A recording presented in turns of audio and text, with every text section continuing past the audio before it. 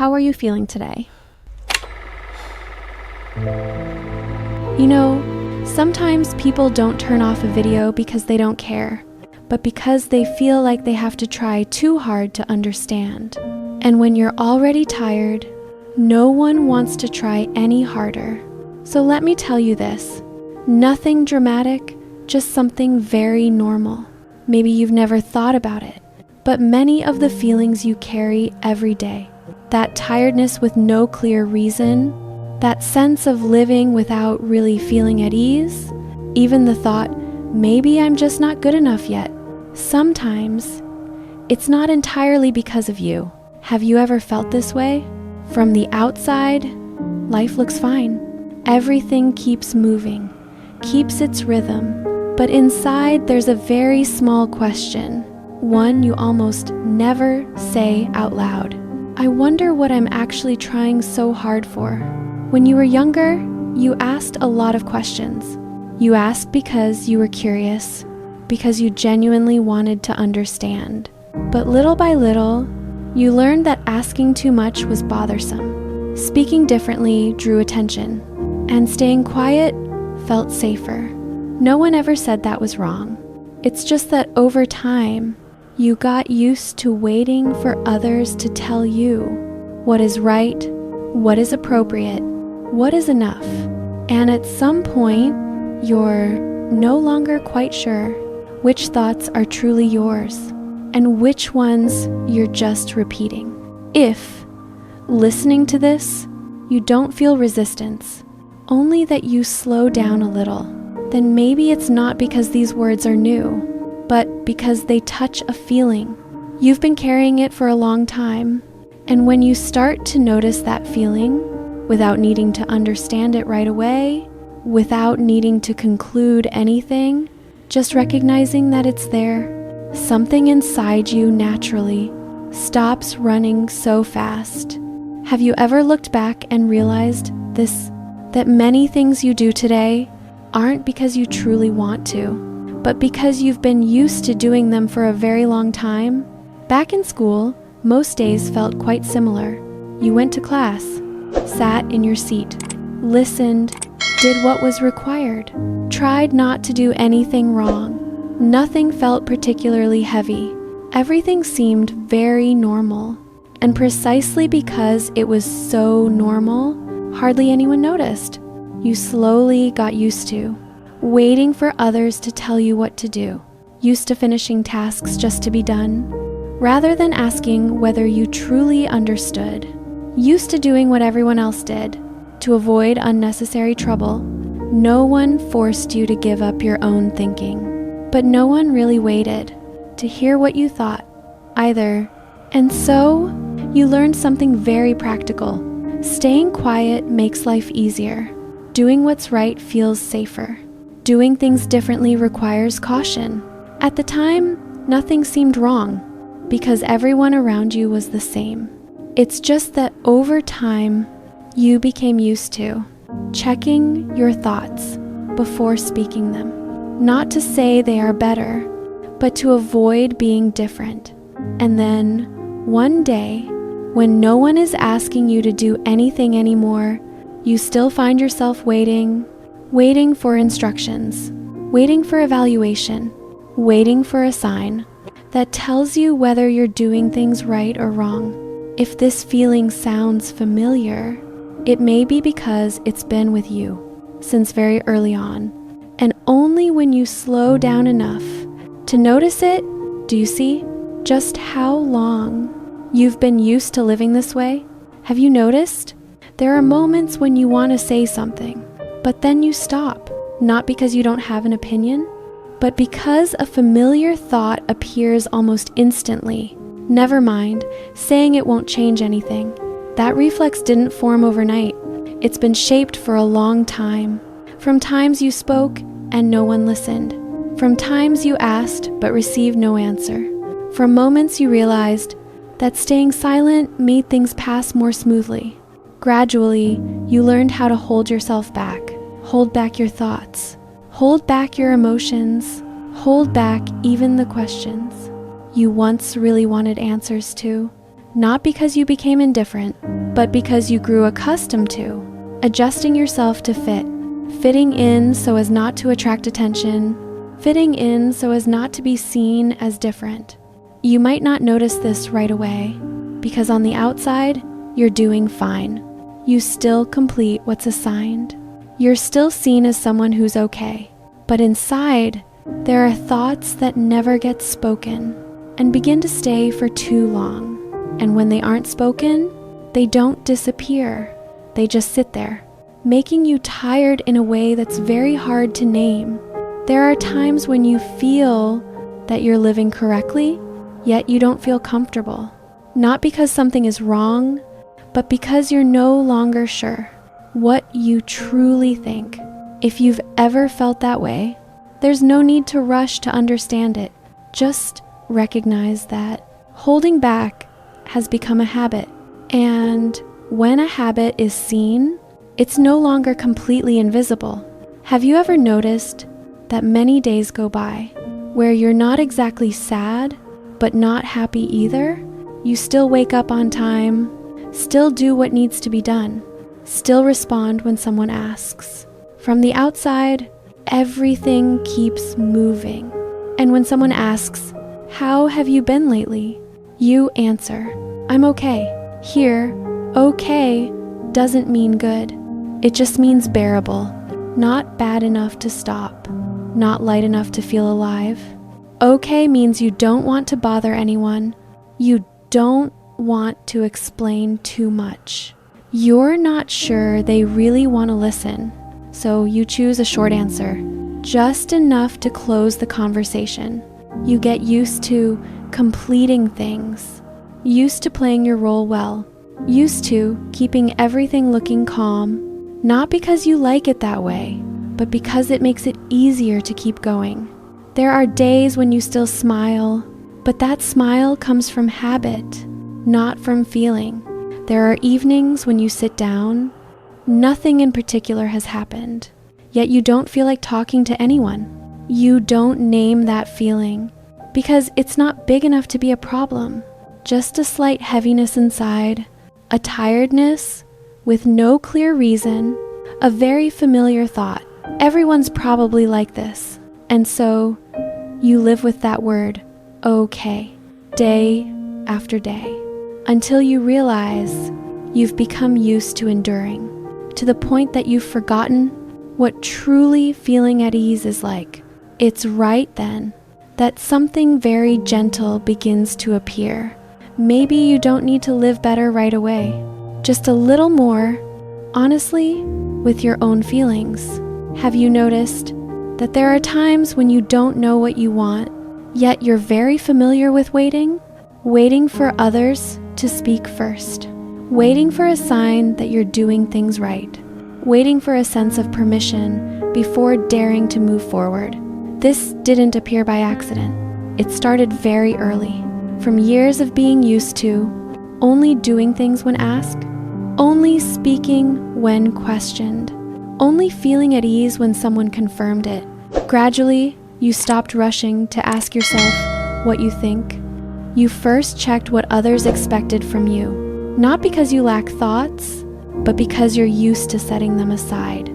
There are choices in life you don't object to, but don't truly choose either. You go along because it seems reasonable, because it feels safe, because everyone else seems to do the same. And then, when everything is already settled, when no one is standing there to guide you anymore, you realize you're still waiting for something, waiting for an external voice to say, yes, that's right. This feeling is very quiet. It doesn't frighten you. It just makes you slightly unsure whenever you have to decide for yourself, not because you're incapable, but because you're used to having someone else take responsibility for you. So used to it that when you have to carry it yourself, you don't feel quite certain. If you've ever seen yourself in this, don't rush to blame yourself. Every habit has a reason for forming. What matters is when you begin to notice what you've been waiting for and why you've been waiting for so long. Just seeing that alone means you're no longer standing completely still. Have you ever noticed this? That for a very long time now, no one has asked you, what do you truly think? Not because no one cares. It's just that around you, people usually ask different questions. What do you do? What plans do you have? Which direction are you going in? Those questions sound very normal, and you can answer them. You can even answer quite smoothly. But there is another question, one that is mentioned far less often. Are you being yourself? When you were younger, you were asked many things. What do you like? What do you want to do? What do you think? But the older you got, those questions slowly disappeared. In their place came clearer demands, more specific ones, easier to evaluate. You became used to meeting expectations, used to completing tasks, used to following a predefined path, and along the way, turning back to ask yourself began to feel unnecessary. It's not that you no longer have feelings. It's just that you rarely stop long enough to hear what they're saying. You know what you should do, but you're not sure whether you want to do it. There are moments when you feel empty, not clearly sad, not clearly happy. Just the sense that you're living according to a familiar schedule without really knowing why you need to keep going. That feeling isn't loud. It doesn't make you panic. It's just that whenever there's a quiet moment, you slightly avoid it. Because if you stay still for too long, you're afraid you'll hear questions you're not ready to answer. But precisely when you begin to realize that it's been a long time since you were asked who you are, what you need, how you're feeling, something very important happens. You begin to turn back, not quickly, not clearly, just enough to know that you are still there. Have you noticed? There are emotions you rarely speak about, not because they're unimportant, but because you've grown used to leaving them there. You've been angry, you've been sad, you've disagreed. But instead of saying it out loud, you chose silence, not because you were afraid, just because you felt like saying it. Wouldn't really change anything. Gradually, you learn to handle everything in your head, to explain things for others, to soothe your own emotions, to tell yourself, it's fine, just let it go. Those emotions don't disappear. They just stop being spoken. And when something isn't spoken for long enough, it begins to become a very familiar part of how you live. You may find yourself calmer than before, less reactive, less expectant, but at the same time, you also feel less truly excited about anything. Not because you've become cold, just because you've grown used to keeping everything at a moderate level. Not too happy, not too sad, not too different. There are moments when you feel you no longer react as strongly as before, not because you've matured, but because you've learned not to allow yourself to go too far beyond what feels safe. If you've ever seen yourself like this, don't rush to think you've changed for the worse. It's simply that you've learned a way to exist that fits what you've been through.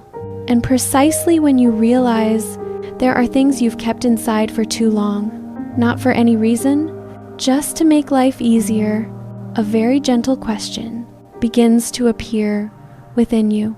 Have you ever gone through moments like this? Everything around you feels perfectly normal. But inside, do you feel like you need to be alone for a bit?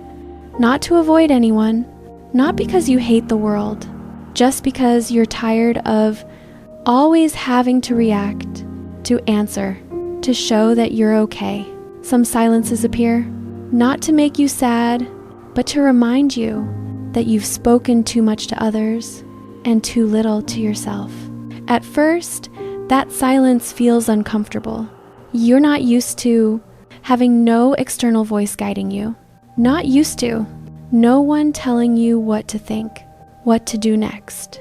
But if you don't rush to fill it, If you allow yourself to stay there a little longer, you'll begin to hear very small things, not big answers, just very familiar sensations you didn't have time to notice before.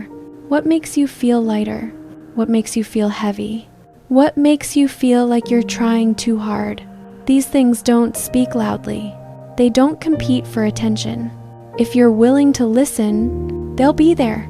Maybe at first, you won't know what to do with those feelings. That's okay. Not everything that's heard needs to be solved right away. You just need to recognize that inside you, there is still a voice, unhurried, undemanding, non-judgmental, and as you grow accustomed to being still with yourself like that, you'll notice you no longer need to run as fast as before. Have you ever noticed this?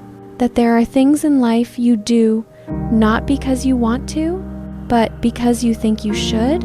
No one forces you. No one compels you. It's just that for a very long time, you've grown used to placing the word should ahead of the word want. You choose what's reasonable, what's safe, what doesn't disappoint anyone, and you make those choices very dutifully.